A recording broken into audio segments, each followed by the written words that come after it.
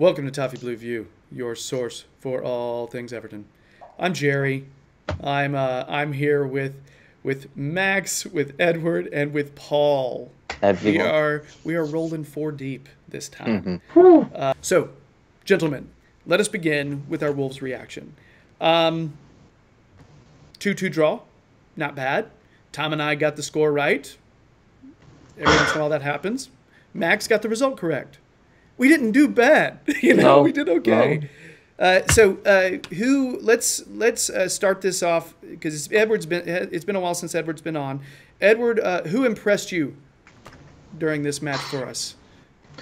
Well, I mean, I do have to say, obviously Richarlison with the brace, and just played incredibly. And I think the thing that goes really underrated with him is how defensively he is. He tracked back a lot to help out with the defence. And I know, obviously, you'll go back and see many videos of me saying, get rid of Schneiderlin, because he's so bad. But he impressed me in that game. I was just so impressed with him. And Keane as well, really, my sort of three that I'd go with. All right. Paul, who impressed you this past Saturday? Again, I thought Keane did really well. I mean, the goal aside, a lot of people were using the second equaliser as a stick to beat him with. But I thought before that, he looked like the player we thought we were signing a year and a bit ago. He won a lot of headers. He talked with his fellow defenders. I know sometimes he gets accused of kind of hiding away in games and he's very nervy type thing. I thought he looked like a real commander. He got really involved. Him and Jagielka were doing quite well until what happened. But even after Holgate came on, halfway through the game, he gets his defensive partner. He has to go off. He has to quickly work with a new guy. I don't think him and Holgate have played a lot of games together either last season. So I just thought that Keane had a lot of things to deal with on his plate that game, and he handled them really, really well. And it's just a shame that the second goal kind of took that away a little bit, for some people at least. Max, what do you got? Who impressed you? Well, for the names that haven't already been mentioned, I'd definitely go for Mason Holgate as well. I think as a game as a whole, Marco Silva's Everton were put in as the defender, and it kind of applies to Mason Holgate as well, being shipped into the middle of the defence. Leighton Baines had more touches than any other Everton player on the pitch, and for those doubting him, thinking that he's past his best, I think they're hugely mistaken. We've analysed it ourselves. We think the early part of the season, up until say when the fixture list starts getting a bit more congested, that's when Digne will come in. You guys have said a lot of the, Richarlison, Holgate. I wrote down Keane. I do think Keane conceded a goal very similar to goals he's conceded in the past, where a man slipped in behind him, the ball went just over his head, and you literally see. I'm trying to remember who's the striker for them, number 9 from Benfica. Jimenez. Jimenez. Yeah, the Mexican striker. You see him throw that arm out like, hey, it's wide open right back here, and is it Neves put it right on him?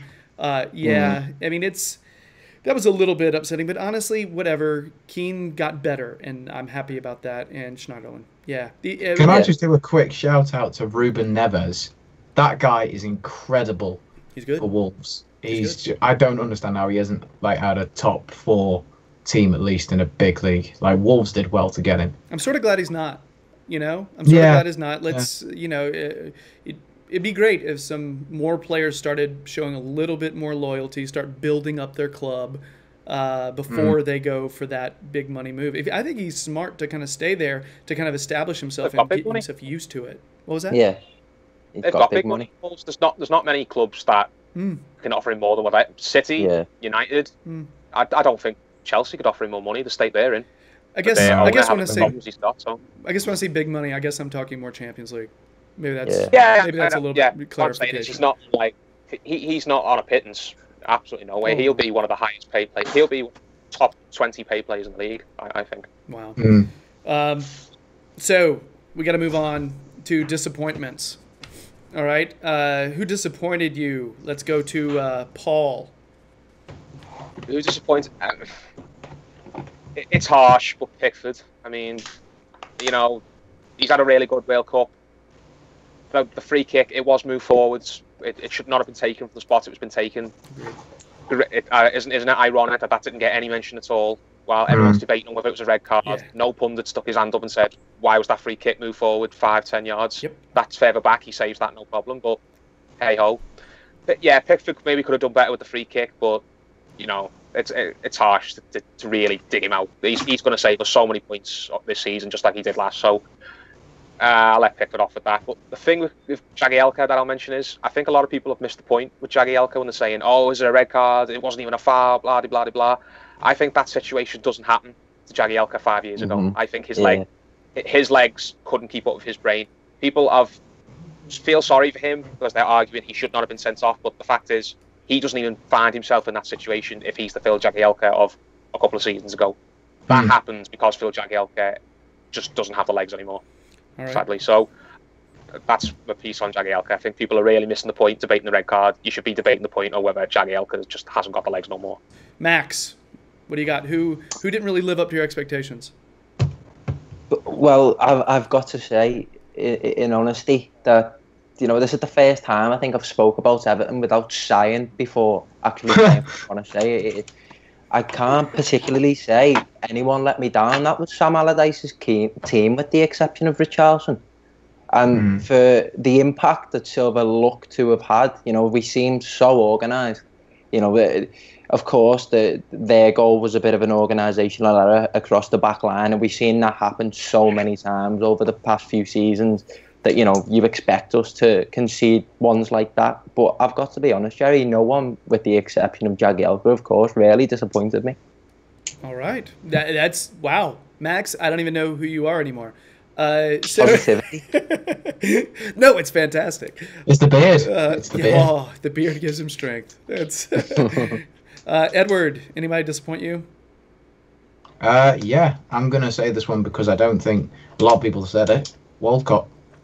Walcott, like, actually watching him during that entire game, and especially like being quite close to the pitch itself, I could see with him and Coleman, like, don't get me wrong, as soon as he went down to 10 men, he really did put in a shift defensively, but whenever we were on the attack, whenever we were countering, he did bits in the game, but he definitely didn't do what he was doing last season. Like, you could see him and like Seamus being like switching. You'd want them to be like switching, like overlapping each other and that.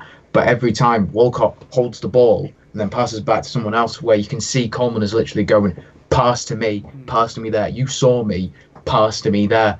And yeah, I have to say Walcott did disappoint me a fair bit compared to a lot of other people. Just the first game of the season, mate. I've got to be honest. I wouldn't worry entirely about it. They did link up, a few times. Obviously, it didn't come off as smoothly as it was at times during last season. But of course, they were kind of, obviously when Walcott came in, he was in prime fitness, and you've got to account for the pre-season, and they're only getting warmed up. So I'm excited. I've got to say. Yeah, and Edward. Oh, don't have optimism.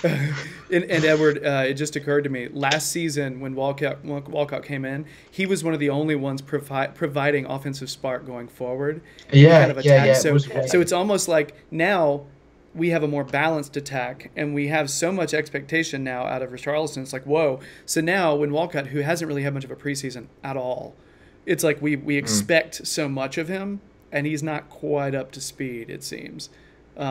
Yeah, I mean, I agree. Yeah, I expect him to dazzle every time he gets the ball. I'm totally with you. So yeah, I think it's a fair thing to say. I mean, I didn't write him down, but it's fair for you to say that.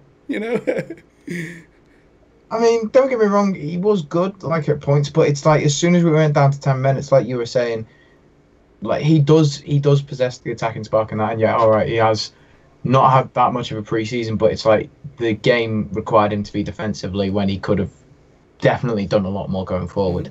Yeah, no, he had some opportunities that he didn't maximize. Yeah. You know what I mean? Yeah. It happens. Who disappointed? I'm still going to say Jags, just because I feel like it's an easy answer. I'm disappointed that touch was bad. It was a bad touch. Yeah. So that way, Paul, I stick to your talking point and say that touch was bad. That was not a good touch. He had not played super poorly before that, So, but it's just, good and well, when you're a center back, one bad touch can lead to the other team getting a valuable opportunity. Funes Mori being Exhibit A. He'll have a fantastic game, and he'll have one knuckle-brained play where he just passes the ball to the other team, And so yeah, that's one of the reasons why you can't afford those kind of mistakes. And the only reason I'm saying this player, I think he's fantastic, but I didn't notice him when he was on the field as much as I felt like I should have. I gotta say Sigurdsson, only because I want him to be a bigger part of the game. And it seemed like he just was. I could tell he was working. He was pressing. He was doing everything he could. He just wasn't as big of a part of the attack as I was expecting. I just love him. No, he was a victim of circumstance, wasn't he? I mean, obviously we were coming down that left hand side more than anything else, and as I said, when we go down to the 10 men, you've got to think about your shape, and it's a lot easier just to take someone out of the middle rather than the other option was probably Richarlison or Walcott, and then making it a bit lopsided on the wings. That's a bit of a no-go. Yeah. So, there'll be more to come from him, I'm sure. And he's a player I absolutely love. I hate saying it, but it's just because I didn't notice him. That's all. It's probably an ignorant football statement. I just didn't notice him. That's all. No, that's fair. That's fair. So, really quick, here's Paul's favorite question. Was it a red card for you, Max? Let's just and let's not talk about it very long. We gotta get it. We gotta get out here. But red card for you, Max? Yeah, because yes. You always run the risk. If you go in like that, you always run the risk. That's what I'll say. All right. Edward, red card for you? Nope. Yellow. Okay. Paul, red card for you? No. No? No, not a red card. Just went out. It's not a non-contact sport. It's not basketball. He's got every right to try and win the ball back, but my criticism is that shouldn't have even happened in the first place. He should not have found himself in the position he found himself in. All right. And I don't think it's a red card either, because, I don't know. It's one of those moments where I was sort of hoping we had VAR, and I didn't realize it. I kept on saying, hold on, are we going to review that? I literally that one little doubt in my brain. I just think, if a referee from the angle that he was saw someone go to ground like that, seeing his ankle flare up a little bit, headlights will go on there. There's opportunities to make headlines from an opening game, giving someone a red card. It's easy. So, however, we are happy, with that result. Not blissful, but we feel like we're progressing, and that's not a bad result considering the circumstances.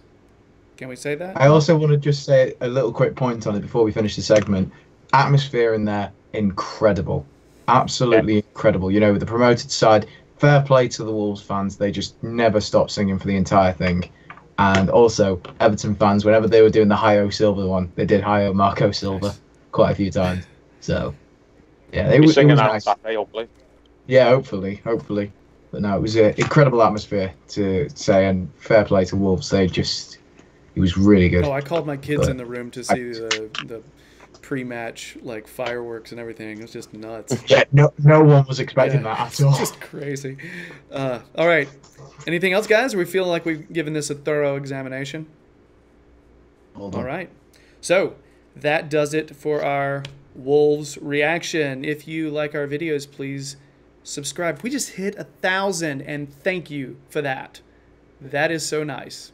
Oh my gosh. So, I can't say thank you enough. So, tell more your friends. That's awesome. Thank you. That's all I'll say. So, guys, also you can check out more Edward on his YouTube channel, Jam-E James. Details are below. You can check out Paul. Paul, are you still on? Are you on the Liverpool Echo? Is it the fan jury? Yeah, I actually got an email in work today saying, "Where's your fan jury article? You've not wrote one." So I forgot. I got our Terry to come. All right. Well.